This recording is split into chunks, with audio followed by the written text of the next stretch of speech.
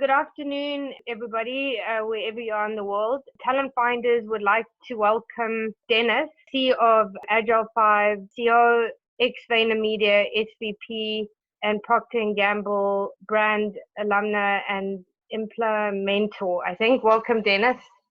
Hello, Karen. I love how every time I do the podcast, people are afraid to pronounce my last name because it's a long hyphenated Russian name indeed. Ossipov Grodsky. Yes. Karen, pleasure to be here. Thank you. So, Dennis, you started off your career in the Ukraine, where you built your first food distribution company. Please give us some background as to where your entrepreneurial journey started. Yes, indeed.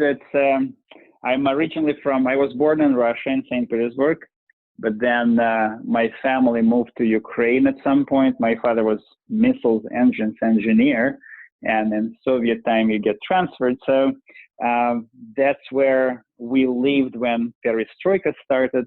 And my father, being a very entrepreneurial man, even during Soviet time, he started his company. And when I was in high school, I was hovering very close by, looking at what he does. And in fact, I started my first company when I was 18, and it was in insurance business. I found I found an interesting opportunity in new tax legislation that just came out that year. And it sounds geeky, but that's exactly what I was very interested in, reading the tax legislation.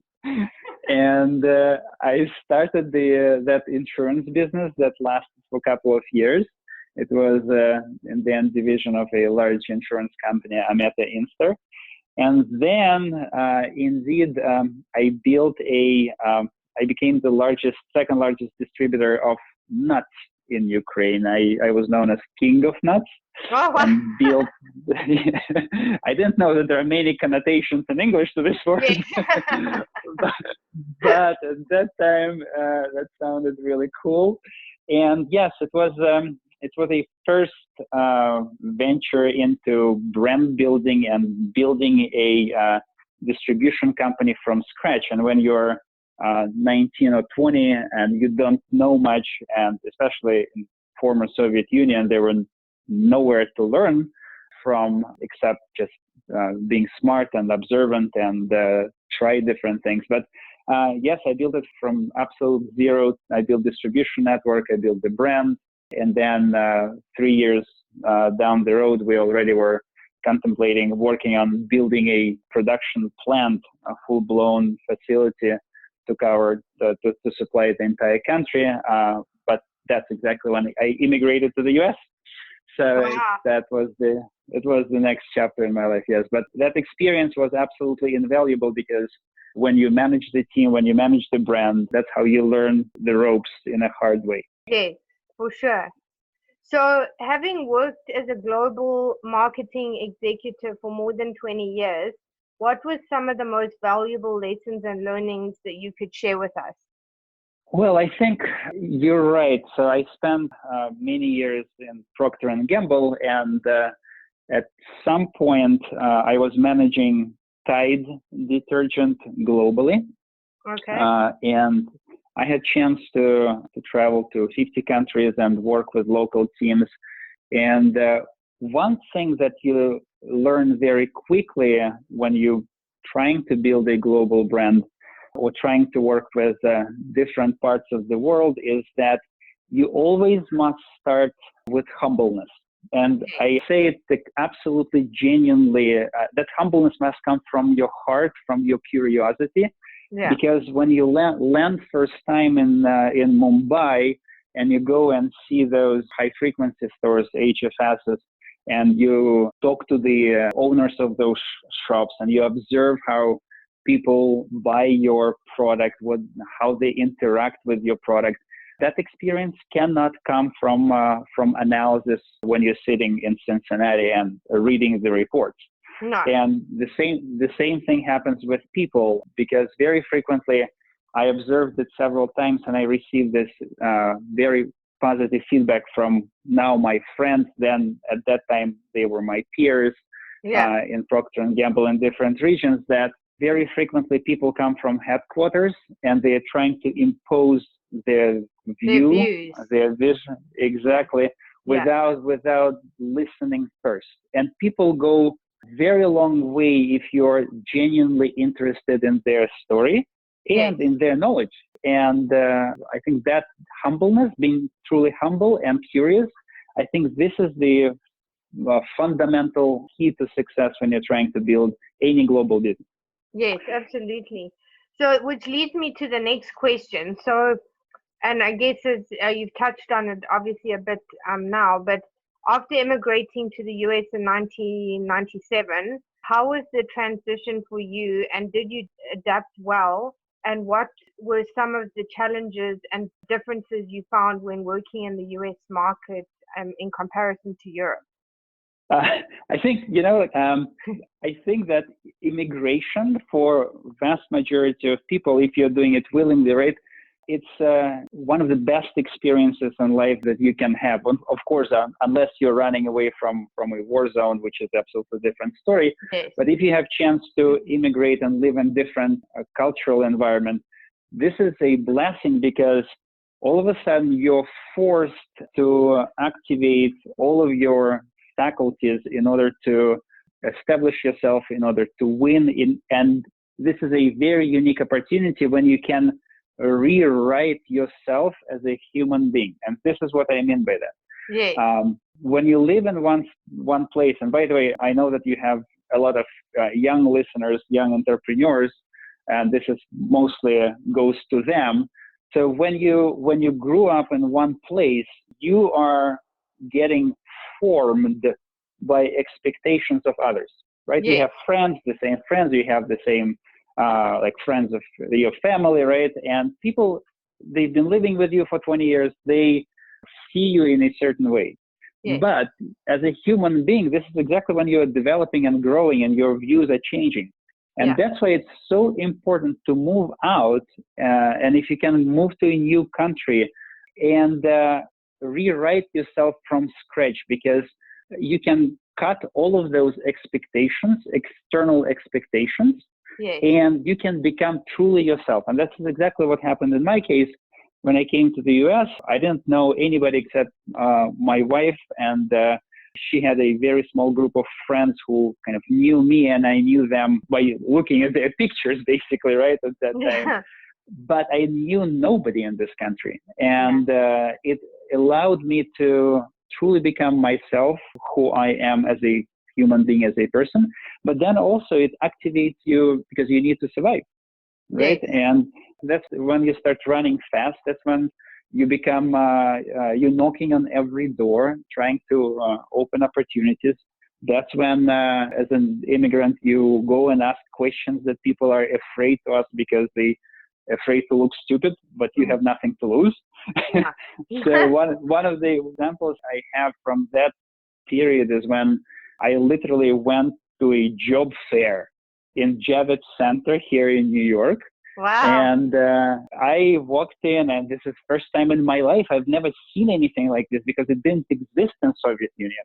No. And I walked in, and you see all of those booths and those people and those recruiters, right? And I saw the only thing that I recognized at that time was the sign of McDonald's, because we had McDonald's at that time already.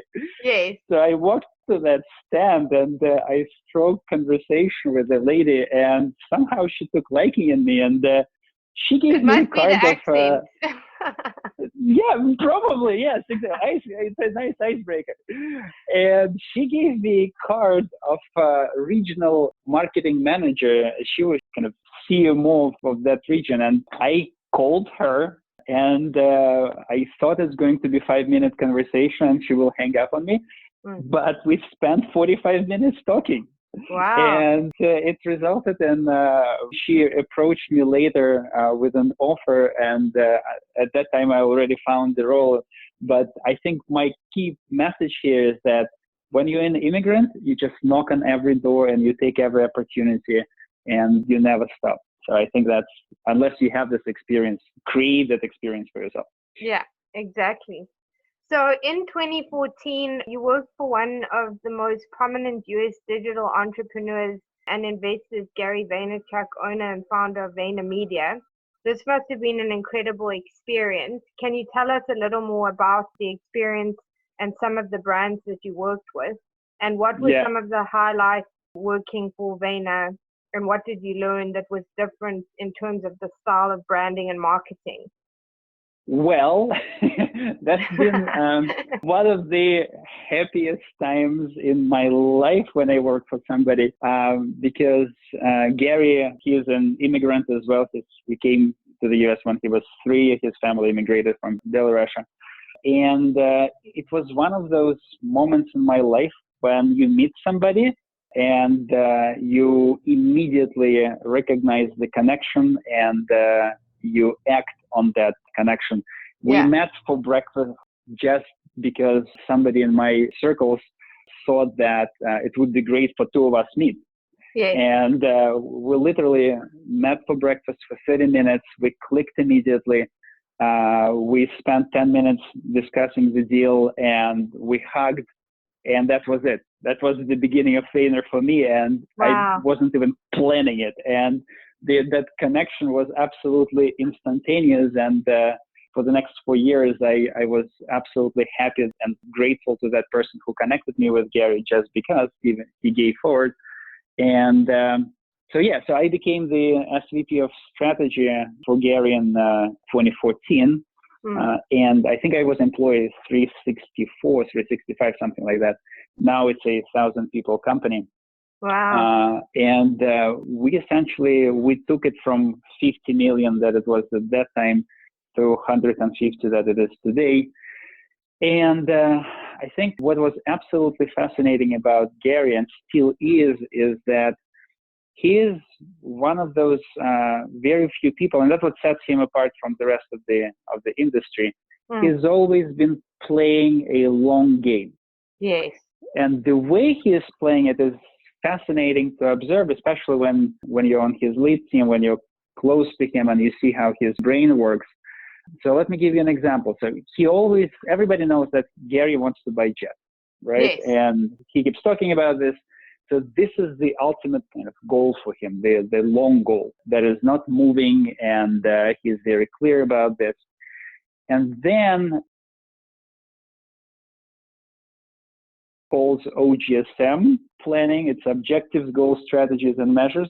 He essentially reverse engineered his path to that goal. Wow. And he said that in his mind, he is extremely intuitive human being. He senses, he knows the market so well, he senses the next trend.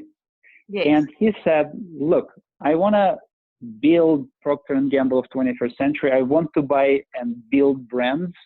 I want to have portfolio of those brands, and eventually that's what will create incredible value for me, for my family, for my dream. But in order to get there from where he was at that time in 2009, he didn't have tools. So he said that I'm going to create VaynerMedia as a tool that will allow me to build machine that will be building brands for me eventually. That was his logic. So I think I was absolutely fascinated how firmly he focused on those critical steps. But then what happened in between was also fascinating, because he's always in the state of flux. He's changing, he's adapting, he is experimenting with new models. I mean, external world doesn't see them, but when you're on the inside, you're absolutely fascinated with the amount of change that's happening. And he trained his people to embrace that change all the time, right? And 50% of those experiments work, 50% don't, and you just continue moving because he's finding his way in this constantly evolving universe, but the long goal stays, right? And that's why it's kind of, as a leader, I learned so much from his leadership style, because he was unwavering when it comes down to his long-term objective, and being flexible at the same time in the now. Wow, that's amazing. So, what would you Yeah, say the biggest lessons and learnings were from Gary, and what were some of the key branding and marketing skills that you brought to the table from other companies you had previously worked for? yeah. I think one of my favorite phrases that Gary has been using, still using, is that nowadays when you're building brands, quality is subjective, Yes. speed is not. Quality is subjective, speed is not. So it doesn't mean that you can produce a ton of crappy creative, right? Yeah. No, of course you have to strive to produce something that will be beautiful, will definitely resonate with people. But he constantly talks about not being paralyzed by perfection, right? Yes. And you have to produce a large number of pieces of creative, large number of ideas to experiment with. It's fine to go 80 for the 20, right? And get it out there and let market to decide, rather than you in your ivory tower trying to judge whether this is a right phrase or wrong phrase, right? Yes. Of course, there must be smartness about this, but what I've seen in Procter and Gamble and many Fortune 500 companies at that time, it's changing now, thanks to people like Gary. People were paralyzed by analysis. People were afraid to move if that piece of creative is not 101% perfect, Yeah. right? And that's what set him apart. In fact, from within the agency world as well, he was moving while everybody else were judging. Yeah. And I think that's kind of one of the strengths that he will never give up, I think. So that was fascinating to work on brands like Mountain Dew and Johnson's Baby and Ferrero and Brisk and Quaker and Sun Product, a lot of Fortune 500 brands, because at that time they were learning this art of moving fast. Yes. And great kudos, because there are incredible number of very smart, talented people whom I met in those roles, Yes. and they were listening very carefully, very attentively.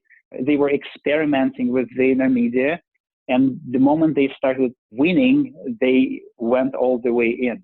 And I remember vividly, for instance, the interesting thing that I found, coming from a brand world, right? Coming from Procter and Gamble to the agency side, one of the strengths that I brought in was the ability to speak the language of brand managers, brand directors, right? And I remember very vividly my first meeting with, at that time, with Greg Lyons. He used to be SVP for Mountain Dew at that time, and now he's CMO of Pepsi in North America. Yeah. And we kind of clicked immediately because I knew exactly what he was looking for. And one of the things, for instance, at that time was a debate where to invest your media dollars.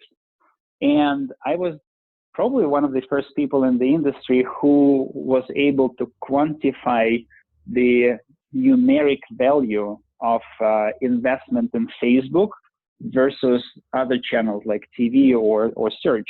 Yes. And right now, 5 years down the road, people woke up, and that's why Facebook is so congested and prices went up incredibly, right?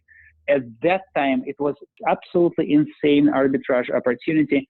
And the moment I was able to create a story with numbers and share that story with Greg, he immediately saw the value, and that's how I was connected with the head of media in Pepsi, etc. So I think it just, again, talking to your audience, you need to understand whenever you're building your business or whenever you're selling your project to somebody, you really need to put yourself in the shoes of your audience, understand how they see this reality, and come back to them with the language that they understand. Yes. So, and I think that was one thing that I was bringing to VaynerMedia that they didn't have at that time. Wow, Understanding amazing. of brand. Amazing. So after having left VaynerMedia after 4 years to pursue your own entrepreneurial journey, how has this transition been for you, and what is your ultimate goal and vision? And can you share a little more about your current venture? Hmm. I should say going back to entrepreneurial roots, right? So I started as an entrepreneur, went to Fortune 30 world, and then agency, and now back to entrepreneurial beginnings, which I absolutely love. So I think it's all about the right timing, Yes. right? And it's another thing that I'm grateful to Gary for. I love his phrase, don't try to be a penguin if you're a giraffe, right? Or Yes. vice versa, doesn't matter. There is no judgment in the selection of characters. But I think at some point you realize, what is your talent? What is it Yes. that you love most? What is it that you care about? And I think in my case, all of those stars kind of align together. And what I'm doing right now is I experimented with this idea when I built the consulting practice for Gary. It was called Vayner Mentors. I realized that over the course of my career, I had so many unique opportunities that other people simply didn't. Yes. They didn't. Not many people. I don't even know the percentage of people, but I'm sure it's in low single digits who had chance to immigrate, right? And then Yes. who had chance to work for companies like Procter and Gamble and have other experiences in life that make you very versatile. And I think I was blessed with those experiences, and I realized that I know a lot when it Yeah. comes down to specifically branding and brand strategy. And I'm working with a lot of CEOs of small, mid-sized companies, as well as with VP level leaders in Fortune 500 companies, helping them unlock their growth, right? And Yes. the model that I have is, I know myself, I'm not a marathon runner, right? And I'm not trying to build the agency that will stay with the client for many, many, many years. No, this is not how my mind works. Like a spark. I have a team of people, and we come and we unlock the growth resistance points. We call them Yes. growth resistance points.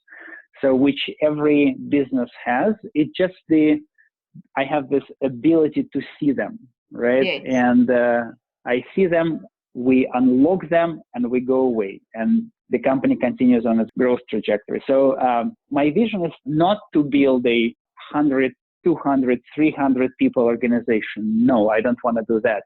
I want to build the most effective Navy SEAL type team Yes. that will impact 10,000 business leaders over the next 10 years, helping them at that specific moment in their business life to unlock that growth and continue on that new stage of trajectory, right? That's my strength, and that's what has been working for me for the last couple of years. Amazing. Amazing. Amazing. So, as your passion has clearly been around branding and marketing, as someone who has so much branding and marketing experience, what do you believe to be the key fundamental facts to branding and marketing, both on the business level as well as personal branding? And how do you feel that you can build the two concurrently? Well, the branding has always been about attention day trading, right? Well, Yes. it's always been about attention. Right now, it's about attention day trading. And this notion of attention day trading is becoming more and more important Yes. because number of brands is growing, the number of communication channels is growing, and it's becoming more and more difficult for anybody, for any brand or any person to stay in their target audience's attention zone long enough to continue kind of growing the business. So you have to constantly refresh yourself. You have to constantly find the way where your audience is today. What is it that they're interested in? So marketing branding right now is becoming very contextual, one.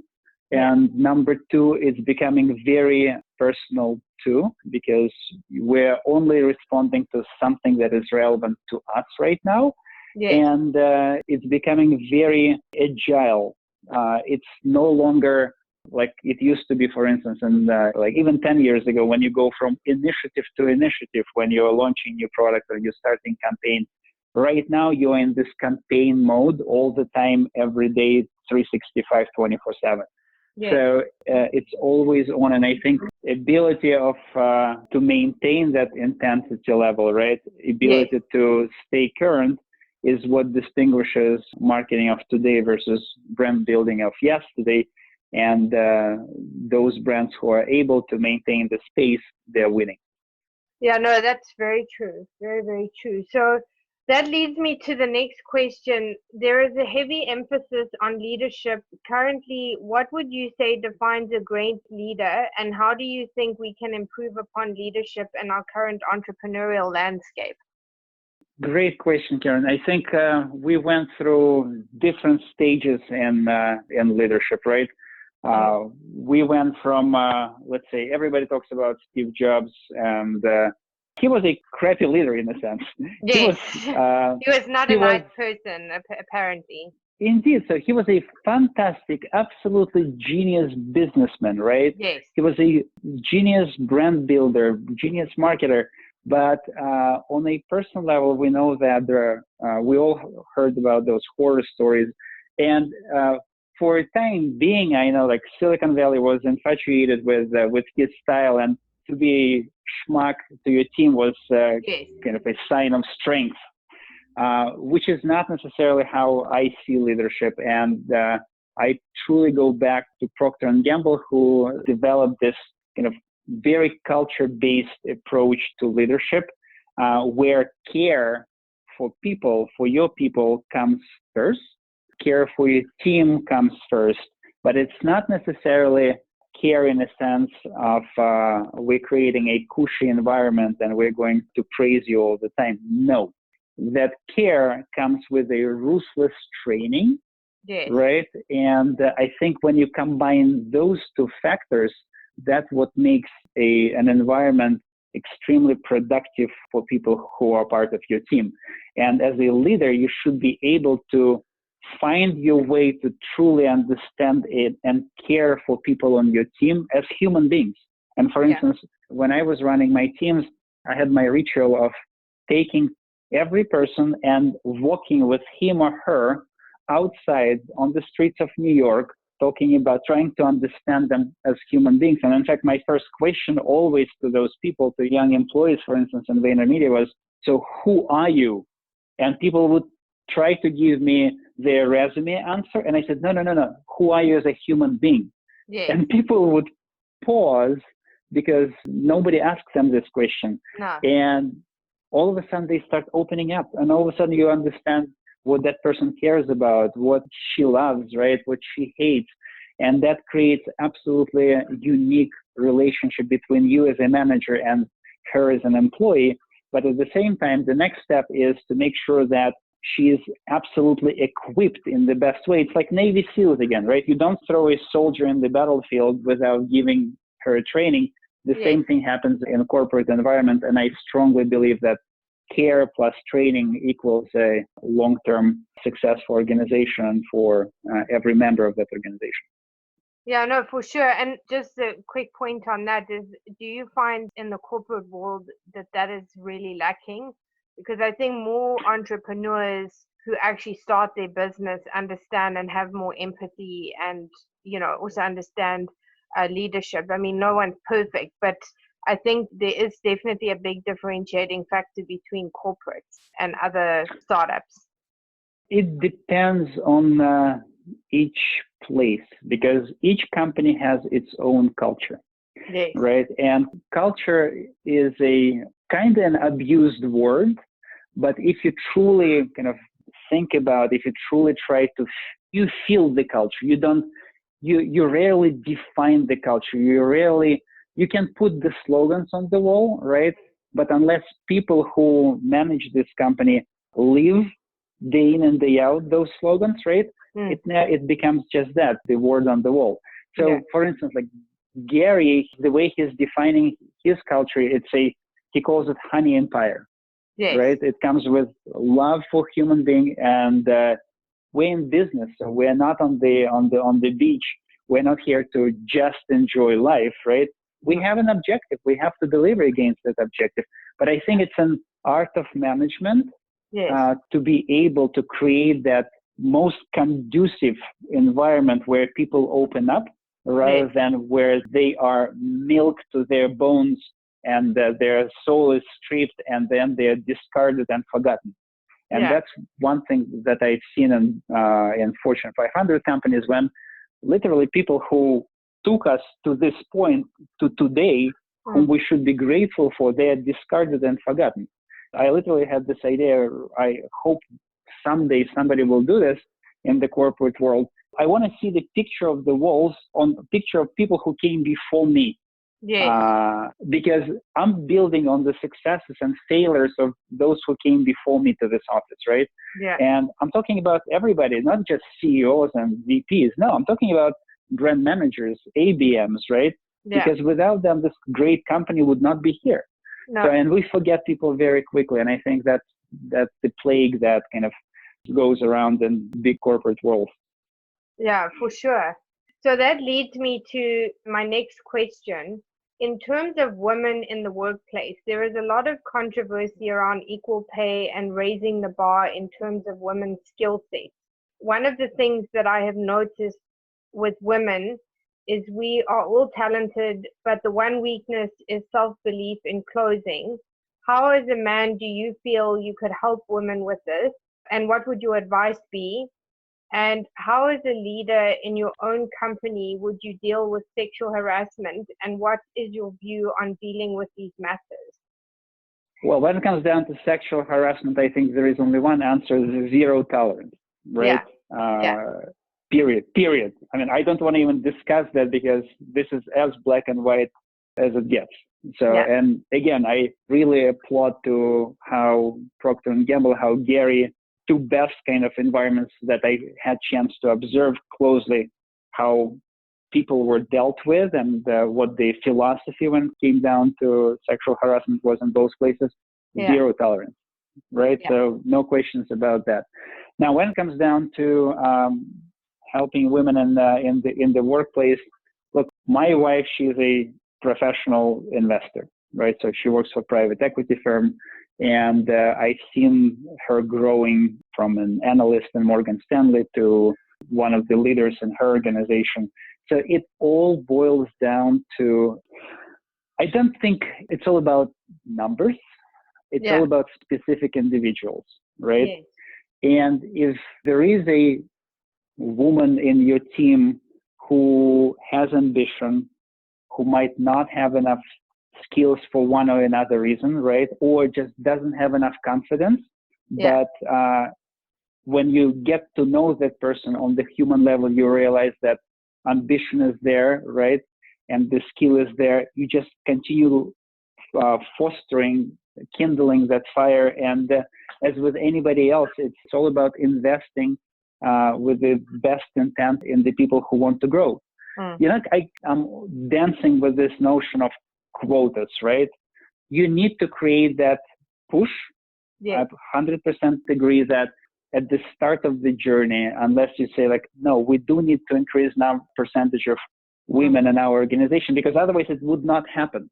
I truly recognize that need, because without that, we would be in status quo forever, right? In male status quo forever. However, I've seen the other kind of this pendulum swinging into the opposite direction when we become just about scorecards, right? When we become just about the percentage versus talent versus genuine desire of people to be in those places. So I think it's right now we're in this part of history when it's absolutely needed to establish this equilibrium, right? 100% agree with this. I want to make sure that when we kind of pass that point, it doesn't become just the scorecard approach, but we go back to the meritocracy and making sure that everybody has chance to succeed regardless of gender, orientation, race, right? I think that's very important to keep track of that trend. Absolutely, 100%. So how, as an entrepreneur and having such a colorful career, have you managed to balance work and family? And what are some of the things you do when not working to give yourself a break to refocus? I think, first of all, I don't believe in that separation. Again, maybe I'm lucky, but I hope many people, and I've seen those who succeeded in this work-life balance. I don't believe in work-life balance. And here's why. There's no such thing as an entrepreneur. Well, not only that, yeah, that's true. But I also believe that it's about your point of view on life. Because look, when people say that I'm going to work, right? Or people complain about Mondays, right? Yeah. Or thank God it's Friday. For me, those are very troubling signs because people are not living in the now. No. Like when I go to office, right? This is 7, 10, 12 hours of my life. And I'm not going to allow myself to mentally suffer, right? I'll make sure that I enjoy it. It always comes with, of course, struggles, any part of our life, right? But first of all, I removed for myself that notion of work versus life because it's just life, period, right? So that's number one. Number two, when I'm back at home, I'm fully home. And I have kind of my rules, for instance, I don't work on Saturdays. I do everything that I can in order not like push work to other days. But Saturdays, I'm definitely spending with my family. My daughter and I, we jump on our Harley Davidson and we go and do rides. My wife and I, we spend time together. We go to theaters, right? But I think this notion of being present, mentally present when you are with your family, that is a massive skill. It's almost like meditation. If you're not present mentally, you might be physically with your family, but you're not. Yeah. So you might as well be at the office or doing something else because you're not there, like you say, mentally. Absolutely. And I think, again, thinking back to my life, the moment that when I learned this skill was when I was traveling around the globe, literally all the time. I was spending 70% of my time on the plane. And when you come home, you don't have a luxury of being tired, right, and sleeping over, because you haven't seen your family. You have to plug in immediately. You have to put everything aside and focus on them and reconnect and continue building, because this is the most important part of our life, to be honest with you. Family is crucial for me. So, yeah, I think no work-life balance, being present, and looking positively at trying to look positively at every moment and every opportunity. Absolutely. So this leads me to the last question. What is the 3 key pieces of advice that you would give to entrepreneurs? Yeah, it's a tough one because there are so many different ones. Exactly. So which one? I think it's very personal, right? Okay, so let me do that. So if we're talking entrepreneurs specifically, right? Yes. Number one, try to realize early on and experiment with yourself, talk to people, see how you respond to different environments to understand whether you are truly an entrepreneur or not. Yes. And it's totally cool to realize and admit to yourself that you are not an entrepreneur, right? Because you will be much happier when you're self-aware and doing something that gives you energy rather than being completely drained by that miserable, sometimes frequently miserable life of entrepreneur, right? Yes. But being able to say that it's glamorous and when it's not. No. So I think self-realization and being honest with yourself, I think this is rule number one, right?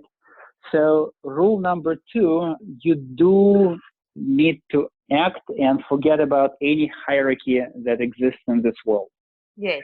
Here's what I mean by this. I don't know, maybe it's my deficiency, but I never was intimidated by any title. I would go and talk to CEO of a company the same way we're having conversation right now. Why? Because they're the same human beings. They are not gods. Yeah. So it's all about you being respectful of those people's time, know exactly what you want from them, and see if there's something that you can give them in return. It's a value exchange. It's an energy exchange. So I think number two, forget about titles. but be very respectful of people's time, right? Yes. And number four, it's very physical kind of, because we are, as human beings, we're physical machines. We're a combination of physical, spiritual, emotional, intellectual, right? And it's crucial to maintain this physical machine in a working condition. Yes. And I'm talking about our body, our intellect, right? Emotional state, because if one of those elements starts breaking, you will not be able to run your company. You will not be able to generate returns that you're dreaming about, right? You will not be able to give back to people you're managing because you just don't have the power. You don't have the machinery, physical machinery. So that's why you need to really take care of your physical and emotional and spiritual elements of your being if you want to run long game, right? If you're looking for long-term success, you Yes. just need to make sure that paying attention to those elements from the get-go. So those are three. Well, thank you so much, Dennis. Thank you for your time and thank you for sharing your wisdom and knowledge. And hopefully we'll have you back to see your progress.